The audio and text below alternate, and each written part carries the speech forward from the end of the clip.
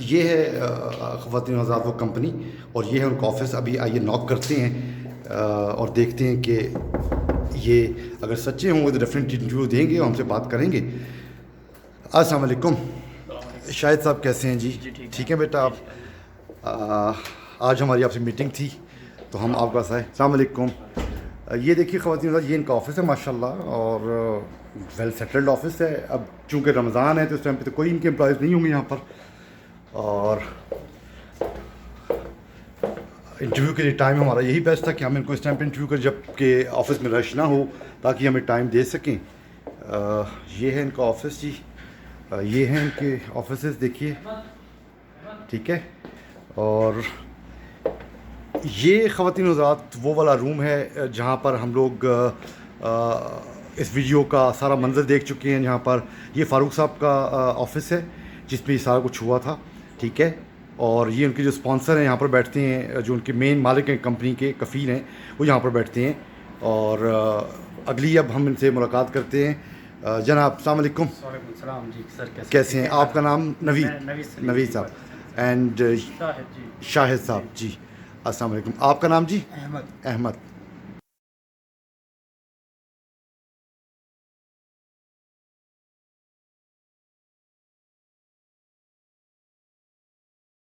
अच्छा नवीद, जी आप कामरान को हार्ड एविडेंस के साथ, सबूतों के साथ साबित कर सकते हैं कि वो सब कुछ गलत कर रहा है और ये गलत कह रहा है? जी बिल्कुल मैं कर सकता हूँ, मेरे पास सारा सबूत पड़ा क्या हुआ है। सबूत है आपके पास? यानी मेरे पास इसकी तस्वीरें हैं। थोड़ा ऊंचा जी बोलिएगा। जी। यानी मेरे पास इनकी तस्वीरें हैं, इनके जो हमारी जो बातचीत हुई है वो सब है मेरे पास, सारा एविडेंस मेरे पास है। जिसके हिसाब से रिकॉर्डिंग्स हैं, जो भी है मैं सब पब्लिक के मैंने सामने सुना शो है कि करूँगा। उन दिनों में जब ये सारा किस्सा हुआ था तो आपको मारा भी गया था, किसी ने मारा भी था आपको? जी जी, वो लेबरों ने मारा था मुझे, वही लेबरों ने मारा था मेरे आपको को। फ्रैक्चर मेरा भी हुआ जी था? मेरा फ्रैक्चर भी हुआ था। ये मेरी तस्वीर है, ये मैं दिखा सकता हूँ आपको। कैमरामैन जी, ये ज़रा कोशिश कीजिए कि ये देखिएगा। ये नवीद दिखा रहे हैं फ़ोटो के, उस टाइम पे इनको मारा गया और इनको उठा उठा के फेंका गया और ये इनकी फ्रैक्चर की फ़ोटो है। इसके बावजूद इनके कहने के मुताबिक इन्होंने केस नहीं किया।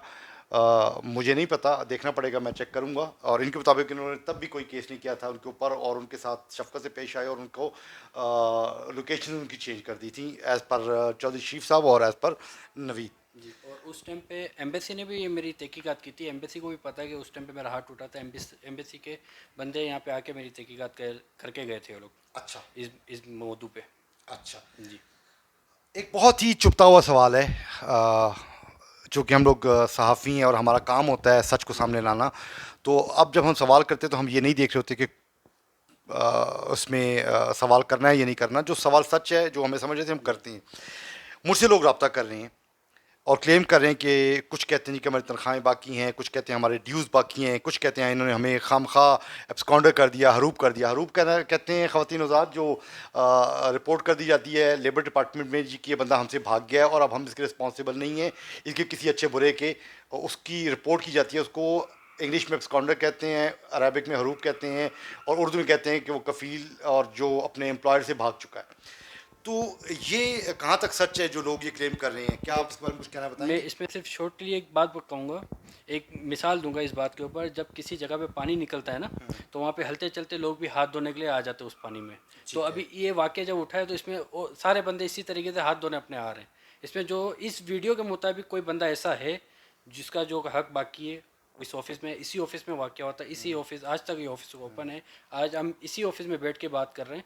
तो वो बंदा कितने जो अरसे भी, से ये ऑफिस चल रहा है नवीद? देखिए सर जी, मैं तो 8 साल मेरे को हो गया यहाँ पे आए हुए। इस ऑफिस को 8 साल तो मैं देख रहा हूँ, लेकिन मेरे आने से पहले से ये ऑफिस रनिंग है। मेरी तहकीक के मुताबिक ख़वातीन, ये ऑफिस फ़ारूक साहब तकरीबन पिछले 29 साल से चला रहे हैं।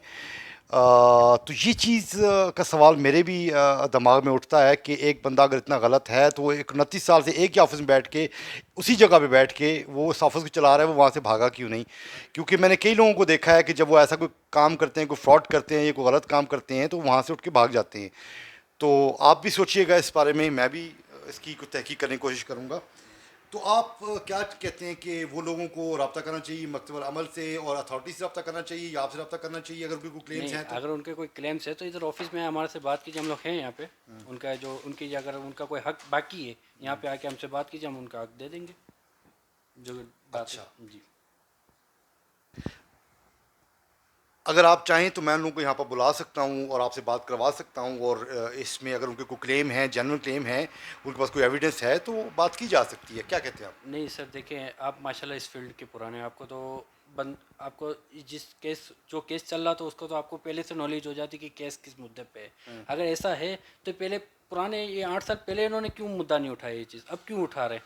क्यों यहाँ पे ये लोग लेबर ऑफिस में क्यों नहीं गए? यहाँ पे भी कानून है ना, यहाँ पे लेबर की बात सुनी जाती है, ऐसे नहीं कि नहीं सुनी जाती। तो पहले ये लोग कहाँ थे जो अब ये लोग आ रहे हैं? जी नाजरीन, बिल्कुल सही कह रहे हैं नवीद साहब। अगर तो ये किस्सा था, उनके कुछ ग्रीवेंसेस थे, तो सऊदी अरब एक ऐसा मुल्क है जहाँ पर कानून की अमलदारी होती है, पासदारी होती है, और कानून फॉलो किया जाता है। और नहीं ये यहाँ पर लोग देखते हैं कि वो एक्सपैट है या सऊदी है, यहाँ पर कानून के मुताबिक बात होती है और कानून की मुकम्मल पासदारी होती है। मैं इसको बड़ी अच्छी तरीके से जानता हूँ, मैं कानूनी नुकात को बहुत अच्छी तरीके से जानता हूँ। मैं भी यहाँ पर तकरीबन 17-18 साल से रह रहा हूँ सऊदी अरब में। तो वाकई देखना पड़ेगा कि अगर आया ऐसा कुछ किस्सा था, उनकी कुछ सैलरीज बाकी थी, तो आया उन्होंने अथॉरिटी से रब्ता किया, आया उन्होंने मकतब अमल जो लेबर डिपार्टमेंट था उसको उन्होंने कंप्लेन की कि हमारी सैलरीज बाकी हैं, या किसी ने कंप्लेन की कि उन्होंने हमें एब्सकॉन्डर किया है। मैं आपके सामने बैठा हूँ, मुझे एब्सकॉन्डर किया गया था, मेरे कफील ने किया, और मैंने उससे एकदम से पूछा, मुझे पता चल गया था एब्सकॉन्डर किया, और उसने मुझे कहा कि बाय मिस्टेक हुआ है, और एक दिन में मेरा एब्सकॉन्डर ख़त्म हुआ है। मैं at the end of the video मैं उसकी क्लिप्स भी लगा दूंगा, फोटोज लगा दूंगा जो एब्सकॉन्डर हुआ था, और फिर जो उसके बाद री हुआ हूँ मैं, वो भी लगा दूंगा। तो यहाँ पर कानून है, एक दिन में मेरी बात मानी गई और एक दिन में मेरा मसला हल हो गया। तो यहाँ पर तो डेफिनेटली मैं भी इस चीज़ पे शक में आता हूँ कि आया उन्होंने अथॉरिटी से रब्ता क्यों नहीं किया। अच्छा, क्या वजह है? जैसे आप बता रहे हैं कि हाँ हुआ, हरूप भी होते हैं, तो आपकी कंपनी लोगों को एब्सकॉन्डर हरूप क्यों कर देती थी? सर देखिए इस हवाले से देखिए मैं थोड़ा ऊंचा बोलिएगा। यानी इस हवाले से मैं कुछ बात नहीं करना चाह रहा हूँ, क्योंकि ये अभी मैं आपको किसका बताऊंगा, क्या बताऊंगा, ये मेरे को समझ में नहीं आ रहा है जो सही बात है, क्योंकि इस हवाले से मैं बात नहीं करना चाहता। अभी आपको भी पता है, आपने अभी जैसे बताया कि इधर सऊदी अरब में कानून है, बेशक कानून है। अगर किसी को हरूप लगता है तो जाए लेबर ऑफिस जाए, अथॉराइज क्या के पास प्रॉब्लम जाए, है क्या उसका वहाँ प्रॉब्लम पे है। जो है। हाँ, यहाँ बिल्कुल पर एक डिपार्टमेंट है जी, जहाँ पर आपकी बात सुनी सुनी जाती है, हाँ। लेबर ऑफिस जिसको कहते हैं यहाँ पे मकतूम है, अपनी वहाँ एम्बेसी से पे रब्ता जी करें। अपनी अपनी एम्बेसी एम्बेसी से। से रब्ता करें। हमारे सामने तो ऐसा कोई अभी तक कोई केस सामने नहीं है। ये देखिए किसी नाजरीन, यहाँ पर जब कोई ऐसा किस्सा आ जाता है, कोई ग्रीवेंसेस आ जाते हैं, तो इसका एक तरीकाकार क्या होता है कि आप एम्बेसी में अपने जाते हैं, और आपका लेबर विंग है वहाँ पर और वेलफेयर विंग है, उनको आप जाके अपनी कंप्लेन बताते हैं। फिर वहाँ से हमारा एक रिप्रेजेंटेटिव होता है जिसको अरबिक में मंदूब कहते हैं, वो लेबर का अलग से है, जवाजात का अलग से है, और डिपोर्टेशन जो तरहील जिसको कहते हैं उसका अलग से है। तो वो जो कंसर्न आपका डिपार्टमेंट का वो होता है मंदूब, वो आपके साथ उठता है पूरे डॉक्यूमेंट बना के, और आपकी जो कंप्लेन होती है उसको वो रजिस्टर करवाता है, उसके ऊपर प्रोसेस होता है और आपको इंसाफ मिलता है। जी नवीद, ठीक हो गया। अच्छा नवीद, एक बड़ा इंपॉर्टेंट सवाल है। अ, आपकी कॉल आ रही है किसी की? जी जी जी, शरीफ साहब की कॉल आ रही है। एक मिनट नाज़रीन, ज़रा शरीफ साहब कॉल आ रही है, आप प्लीज़ को ले लीजिएगा, लाइव ले लीजिएगा, वो क्या कहना चाह रहे हैं। अगर हमसे रिलेटेड कोई बात है तो लाइव बात कर लें। नाज़रीन, अब आपको हेलो। जी जी जी कहिए। सही जी जी शरीफ अंकल। कितने क्या सकता आप जी ये साथ में ये बात की थी। जी अस्सलाम वालेकुम शरीफ साहब। जी वालेकुम अस्सलाम। सर कुछ खिदमात फरूक भाई की भी थी या सऊदी अपने पाकिस्तान एम्बेसी के साथ। अच्छा एक तो ऐसा इंसिडेंट हुआ था जिसमें उन्होंने पूरी फुल सपोर्ट की थी। जी बताइए। दिया वो हाउसमेट थी पाकिस्तान से ना, जी तो बड़ा खदामा जिसे क्रिटिकल कहते हैं, हाउसमेट, ठीक है। हाउसमेट, तो इसको वापस करने के लिए एम्बेसी भी बेबस हो गई थी, तो बहुत सा प्रॉब्लम बना, सऊदी ने मारा उसको, क्या क्या किया। तो फिर फरूक साहब ने जाके अपने जो एम्बेसडर थे बांग्लादेशी, उनकी सोर्स लगा के लेबर अटैची से मिल मिला के तो लेडीज को पाकिस्तान एम्बेसी से रिलीज करा के घर में रखा, वहाँ से टिकट वगैरह कर करा के फिर उसकी जान छुड़ा के भेजी। ये सर्विसेज होती हैं अपनी पाकिस्तान एम्बेसी के साथ, जितनी भी कोई हो सके। तो ये भी एक उनका प्लस पॉइंट था कि उस वक्त उन हालात में उन्होंने ये फौरी तौर पर एक्शन लेके इसको भेजा। वो करीम साहब को पता है जो आपकी जगह पर पहले जर्नलिस्ट का काम करते थे, एम्बेसी का या इन्वेस्टिगेशन वगैरह, हर कैंप में जाना, देखना, मिलना, करीम साहब का काम था। अभी तो वो नहीं रहे, वापस चले गए, या अल्लाह ताला को जिंदा रखे, आमीन।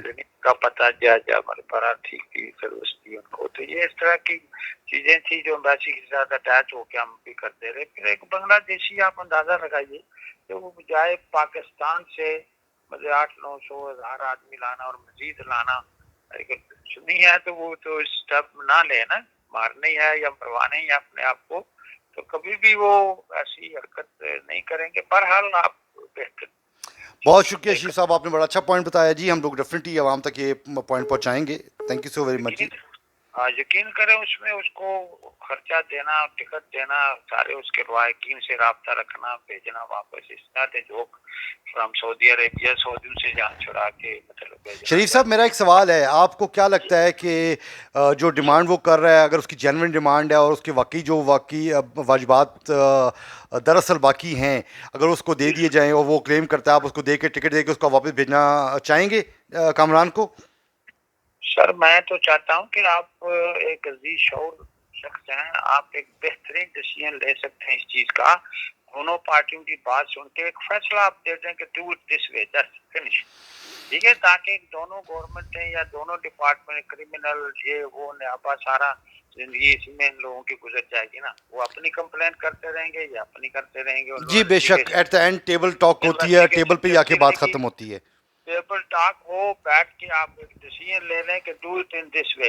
तुमने काम नहीं किया तो हरूब या जो भी उसका था, उसके साथ उसकी क्या क्या चीज हुई वो तो जानता है। अब वो और पढ़ा के ज्यादा बोले, अभी तो बेहतर यह है कि जान छुड़ा के अपने मुल्क में जाना। बहुत शुक्रिया चौधरी साहब, जज़ाकल्लाह खैर जी, Thank you. आपने बड़ी अच्छी इन्फॉर्मेशन दी।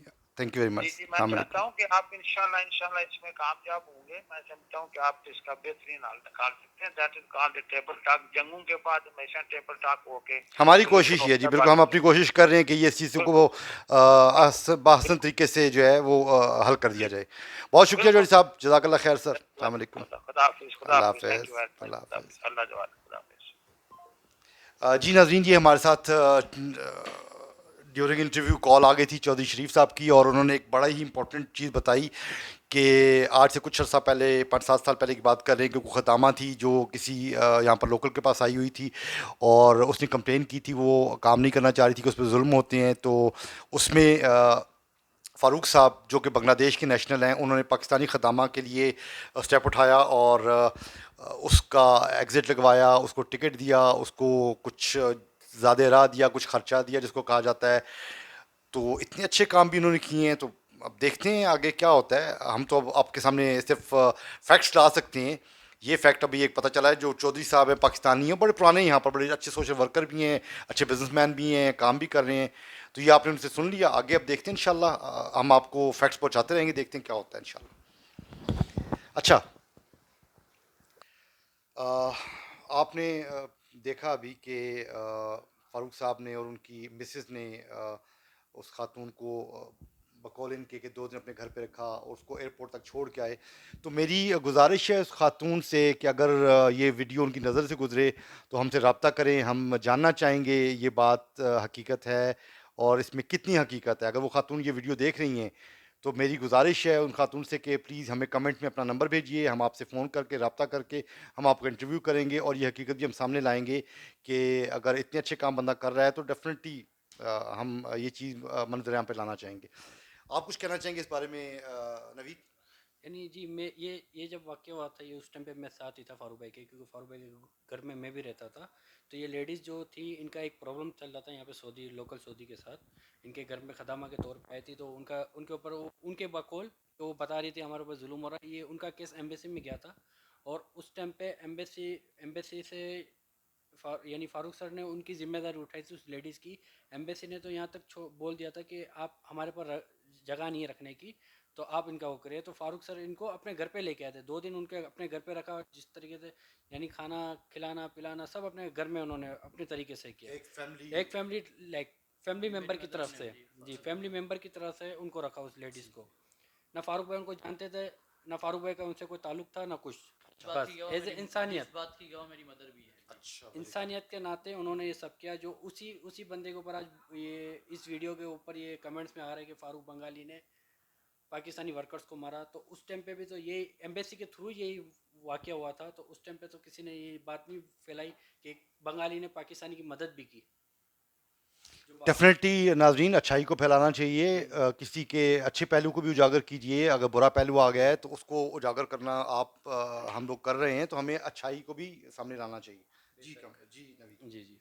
तो अच्छा नवीद, मुझे आप ये बताइए कि जैसे वो आपके बचपन का दोस्त था, वीडियो से पहले आपके के लिए आपने कुछ कुछ आप बता रहे थे कि आप उसकी बड़ी मदद इमदाद करते रहते थे, तो क्या उस बारे में कुछ थोड़ा सा आप शॉर्ट में बताइएगा।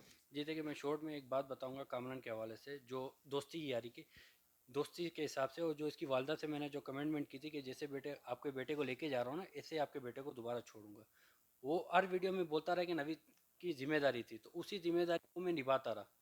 यानी आप मुझसे पूछ सकते हैं कामरान से कि उसको जब यहाँ से जब इनके मामला ख़त्म हुए फारूक भाई के पास से, इनके साथ मैंने क्या कुछ नहीं किया, इनको रखा, इनको खिलाया पिलाया, यहाँ तक कि इनको बैठे बैठे रूम में बैठे बैठे इनके घर तक सैलरी भी पहुँचाई। 8,000 रियाल मैंने भिजवाया। अगर वो बोल दे कि मैंने नहीं किया। आप इसका कोई प्रूफ दे सकते हो, 8,000 सैलरी?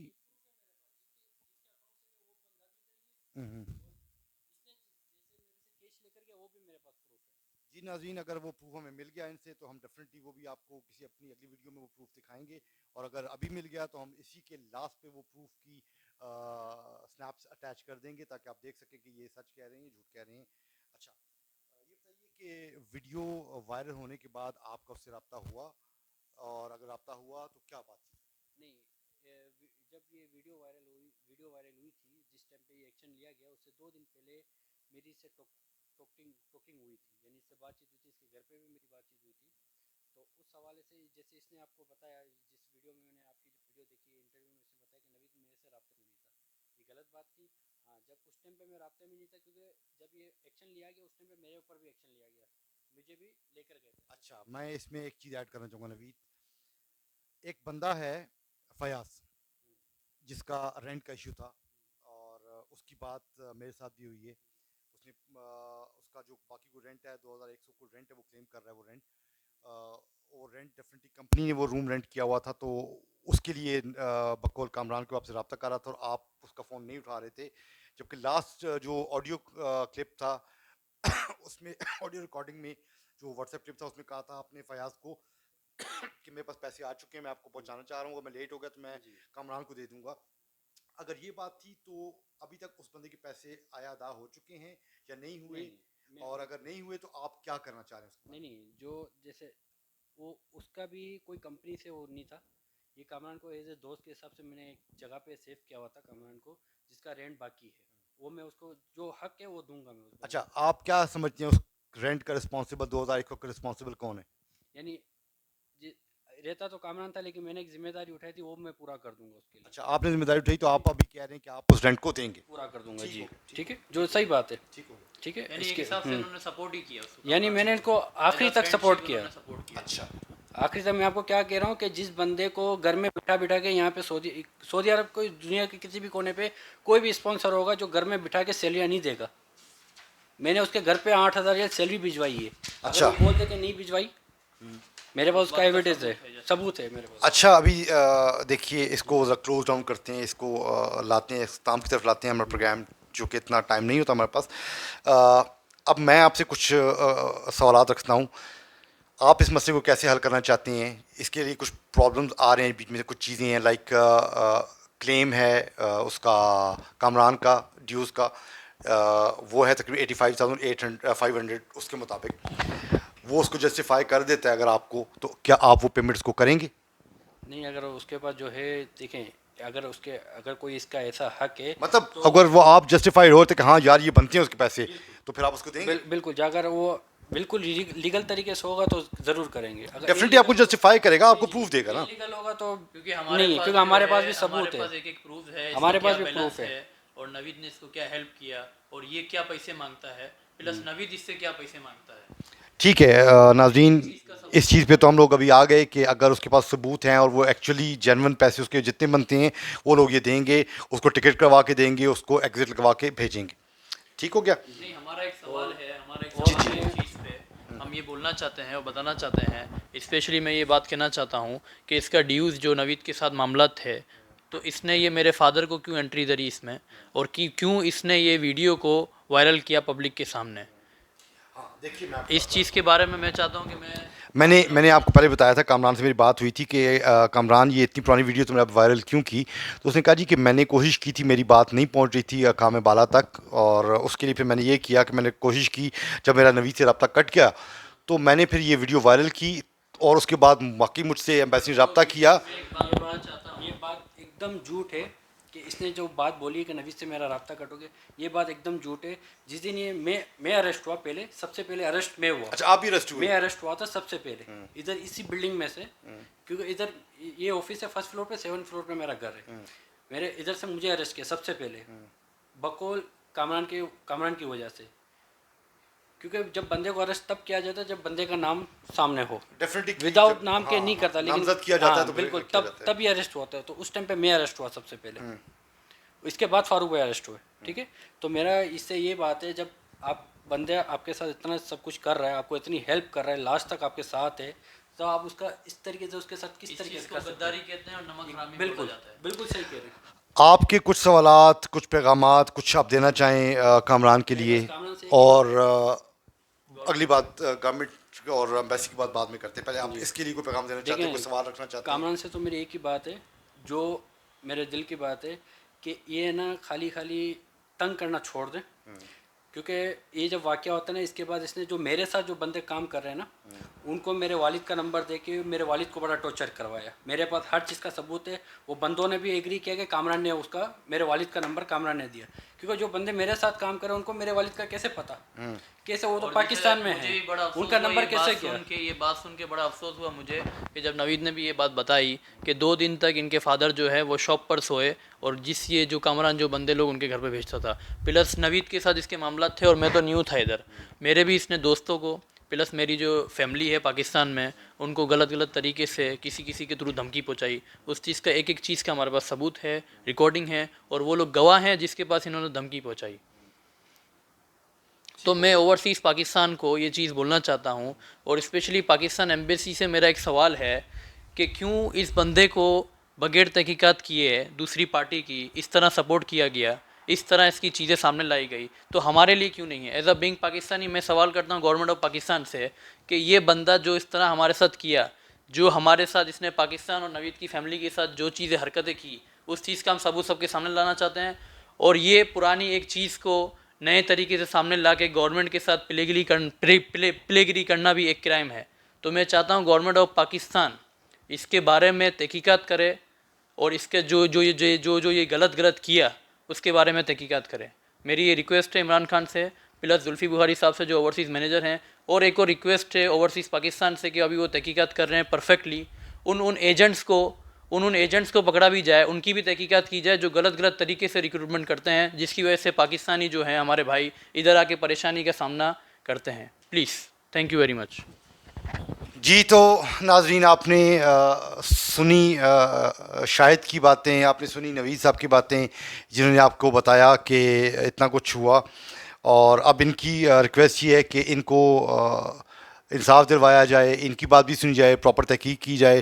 तो मेरा ख्याल है कि अथॉरिटीज़ को इनसे रब्ता करना चाहिए, इनकी बात भी सुननी चाहिए, प्रॉपर तहकीक करें, जो गुनहगार है उसको सज़ा दें, और इनको हक़ मिलना चाहिए, क्योंकि ये भी पाकिस्तानी है, ये भी पाकिस्तानी है, इनको भी हक़ दिया जाना चाहिए कि अपनी बात बयान कर सकें। ऐसी बहुत सी दलील हैं, ऐसे बहुत से लोग हैं।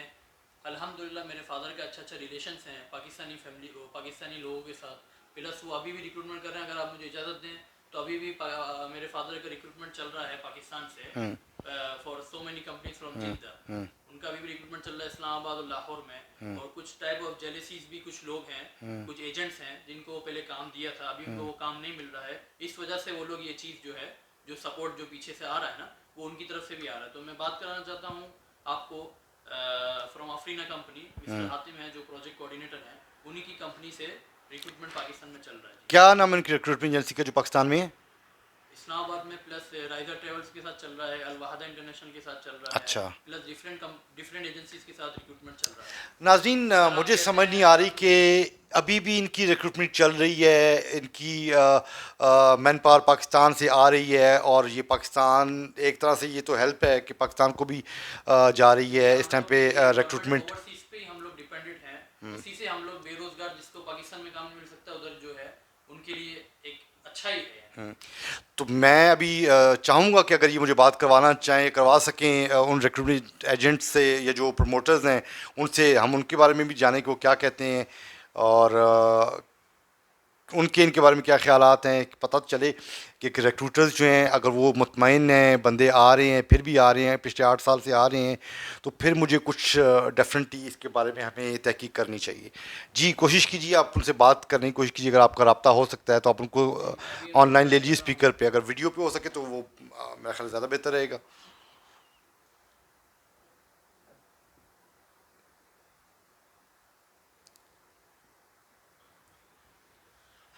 जी सर, एक्चुअली मैं अभी पाक स्टूडियो 24/7 मिस्टर कैसर के साथ बैठा हुआ हूँ और मैंने उनको बताया जी, सारी वजाहत थी जिस तरह जो है हम लोग जो है पाकिस्तान एम्बेसी के through plus government of Pakistan को बताना चाहते हैं।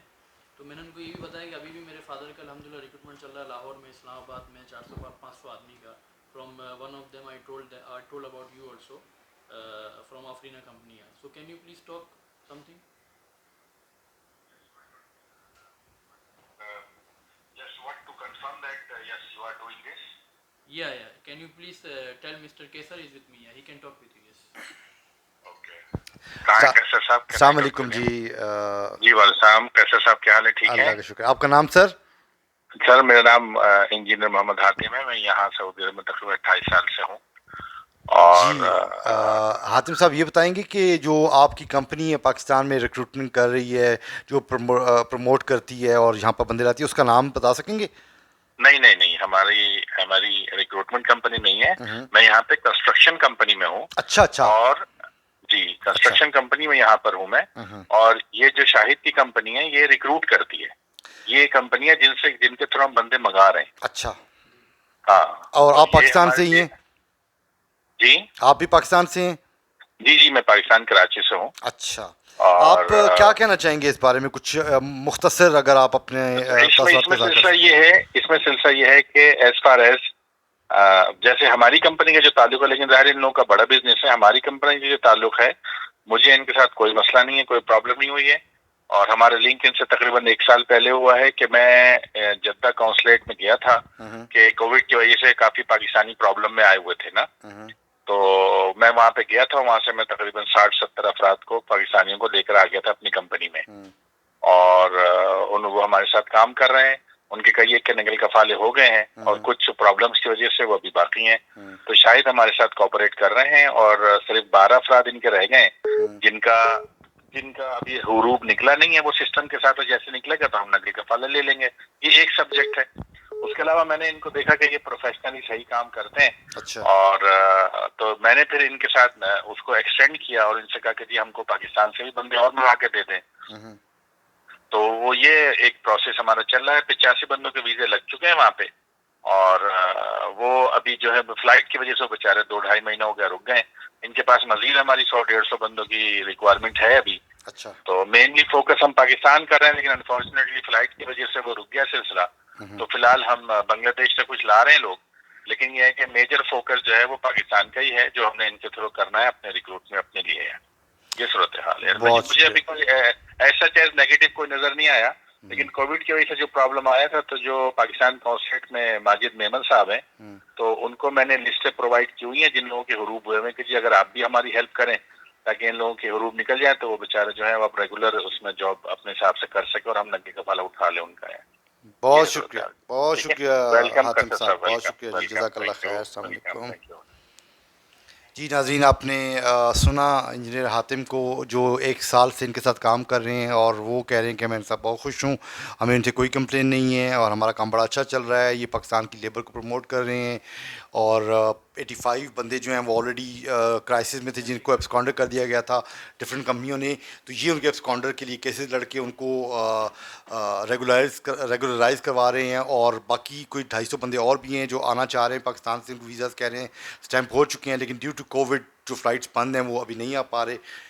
तो अब ये है कि जब इतनी मैन पावर आ रही है पाकिस्तान से और इतना कुछ हो रहा है, तो फिर कहाँ पे कौन सी चीज़ गलत हो रही है जहाँ पे हमें इसको करेक्ट करना है। और हमारे साथ अभी शामिल हुए हैं एक और साहब, मिस्टर अहमद नाम है इनका, जो कामरान के साथ रहे, उनको जानते हैं, इनसे पूछेंगे कि ये कुछ कहना चाहेंगे। जी अहमद, अपना थोड़ा तारुफ करवाइए, बताइए कि आप क्या कहना चाहेंगे। अस्सलाम वालेकुम। मैं ज़्यादा कुछ तो नहीं कहूँगा, मैं वीडियो में सब बता चुका हूँ इसके बारे में, कामरान के। बाकी मेरी यही गुजारिश है पाकिस्तानी एम्बेसी से और कामरान से, कि पाकिस्तानी एम्बेसी से ये गुजारिश है कि उसकी जो उन्होंने सुन के एक्शन लिया है, तो हमने भी वीडियो बना के भेजी है, सब कुछ करा है, लेकिन हमारे साथ कोई रब्ता नहीं कर रहा, कोई कोऑपरेट नहीं कर रहा। तो आप एक तरफ की सुन के ना करें, अगर वो इतना सच्चा है तो उसको हमारे सामने बिठाएं, वो हमारे सवालों के जवाब दे दें, हम उसके सवालों के जवाब दे देते हैं। तो आप देख ले, उससे अंदाज़ा लगा लिएगा कौन सच्चा है कौन झूठा है। क्या बहुत शुक्रिया नाजरीन, आपने सुना एक अहमद साहब के कुछ ख्यालात जो उन्होंने बताया कि वो चाह रहे हैं कि उनको आमने सामने बिठा के और इन्वेस्टिगेट कर लिया जाए। आप कुछ कहना चाहेंगे शायद इसको क्लोज करने से पहले? जी, मैं क्लोज करने से पहले कुछ कहना चाहूँगा, और ये स्मॉल पिक्चर जो है दिखाना चाहूँगा। ये आप देख सकते हैं कि ये जो है ये कमरान है और ये नवीद है, यानी लाइक फैमिली मेम्बर। और मैं कुछ ऐसी बात भी बोलना चाहता हूँ, जो लास्ट वीडियो जो आपने कमरान के साथ किया था इंटरव्यू, जिसमें ये जिक्र किया कि इनकी दो बहनें प्लस जो है इनका 2 बेटा इन्होंने पाकिस्तानी रखा है और एक बांग्लादेशी है। तो इनको हमारी फैमिली की सारी चीज़ें पता हैं, क्योंकि मेरे फादर ने इसको एज अ फैमिली मेम्बर और एज अ बेटे की तरह अपने साथ रखा था, और इससे बड़ा गद्दार और नमक हराम मैंने आज तक नहीं देखा। तो मैं गवर्नमेंट ऑफ पाकिस्तान और स्पेशली पाकिस्तान एम्बेसी से, और प्लस इसके जो सपोर्टर्स हैं, मैंने देखा बहुत से जर्नलिस्ट जो हैं जो इस तरीके के कर रहे हैं, मैं उनसे रिक्वेस्ट करना चाहता हूँ कि मेरे भाइयों, मैं खुद पाकिस्तानी हूँ, इस चीज़ को आप खुद सामने लाओ कि कौन सच्चा है और कौन झूठा है। जिस तरह आप लोग कर रहे हो, मैंने बहुत से जर्नलिस्ट का नाम नहीं लेना चाहूँगा, जो बंगाली की इस तरीके से बंगाली ने पाकिस्तानी को, this is not the way my brother. आप हमेशा देखें, आप ये जर्नलिस्ट का काम क्या होता है कि लोगों की सच्चाई लोगों के सामने, जैसे पाक स्टूडियो वाले हमारे साथ बैठे हैं, वो क्यों हमारे पास आए हैं कि उन्होंने जब ये चीज़ पे वर्किंग किया तो उन्होंने सोचा और समझा और हमारे पास आए कि हमारी भी दलील लोगों के सामने लानी चाहिए। एक तरफ का सुन के कभी भी कहीं पे भी फैसला नहीं होता है। लिहाजा आखिरी में मैं ये कहूँगा कि कोई भी सूरत में हमारी तहकीकात की जाए, मेरे फादर की तहकीकात की जाए, और मेरे फादर को गवर्नमेंट ऑफ पाकिस्तान से प्लस पाकिस्तान एम्बेसी से रिहा किया जाए। Thank you very much. जी, तो नाज़रीन, आपने देखा, हमने आपके सामने सारी हकीकत रख दी। हम लोगों ने आपको कामरान का इंटरव्यू भी दिखा दिया जिसने ये वीडियो वायरल की थी। हम लोगों ने दूसरी पार्टी का इंटरव्यू आपको दिखा दिया, उनकी बातें भी आपको दिखा दी, वो क्या कर रहे हैं क्या नहीं कर रहे, हमने उनके बारे में भी आपको बता दिया। अब फैसला आप लोगों ने करना है कि इनमें से कौन सही है कौन गलत है। सबकी बातें आपने सुन ली, और डेफिनेटली एम्बेसी भी और उनके जो कंसर्न्स है वो भी ये देखेंगे। जुल्फी बुखारी साहब को भी ये वीडियो अगर डेफिनेटली पहुंचेगी तो वो भी देखेंगे। तो मेरा ख्याल है कि इनका हक बनता है कि इनकी बात भी सुनी जाए और इनको भी तहकीक में बुलाया जाए और उसको भी तहकीक में बुलाया जाए। दोनों को तहकीक में बुला के इनकी बात सुन के और इसको किसी मंतकी अंजाम तक पहुँचाया जाए। उम्मीद है आपको हमारी इस काविश को अप्रिशिएट करेंगे आप नाज़रीन। आपको ये हमारा प्रोग्राम पसंद आया होगा। पाक स्टूडियो 24/7 को देखते रहिए, इसको सब्सक्राइब कीजिए, लाइक कीजिए, और स्पेशली इस वीडियो में अपने कमेंट में, आपके कमेंट बॉक्स में आके अपने ख्यालात का इजहार कीजिए। हमें बताइए कि क्या गलत हो रहा है क्या सही हो रहा है, ताकि ये चीज़ पब्लिक तक पहुँचे। खुदारा इन चीज़ों को नेशनल लेवल पे मत लेकर जाइए, इंडिया पाकिस्तान बांग्लादेश पे मत लेकर जाइए। ये छोटे लेवल के मसले मसाइल हैं जिनको यहीं पर बैठ के आपस में मिल बैठ के ख़त्म किया जा सकता है। हम अपनी ये काविश कर चुके हैं, अब आपका फ़र्ज़ बनता है कि आप इसको आगे जितना अहसन तरीके से इसको अंजाम दे सकते हैं। बहुत शुक्रिया नाज़रीन, मिलते हैं किसी नेक्स्ट वीडियो के साथ। अस्सलाम वालेकुम।